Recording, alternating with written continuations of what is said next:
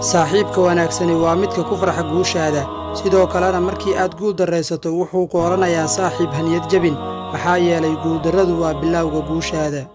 ogsoono mid kasta oo guuleystay guuldarro ayuu mar soo arkay saaxiibka wanaagsan waa kanoo kale markii ay xaaladdu kugu adkaato wuxuu kuu noqdaa buundadii aad uga tallaabi lahayd caqabadaha ku haysta adiga saaxiibka wanaagsan waa sida gaashaan adag ee kaa difaaca warmaha had iyo jeer wuxuu taagan yahay garabkaaga wuxuuna diyaar u yahay xaalad kastoo aad ku jirto inuu kula qaybsado adiga erayga saaxiib ha u isticmaalin qof kastoo adiga kula socda balse saaxiib ka dhigo midka doonaya saaxiib wanaagsan sida adiga oo kale saaxiib wanaagsan haddaad leedahay waxa ay ka dhigan tahay nolol qurux badan iska eeg ruuxa aad saaxiib ka dhiganayso maxaa yeelay waxaa badan kuwa marka aad saaxiib ka dhigato sirtaadana la wadaagto ku qiyaameeya adiga sidoo kale xabiibkeena Muhammad sallallahu alayhi wasallam wuxuu yiri almar'u ala diini khaliilihi falyanzur ahadukum man yuqali micnaa hadiiska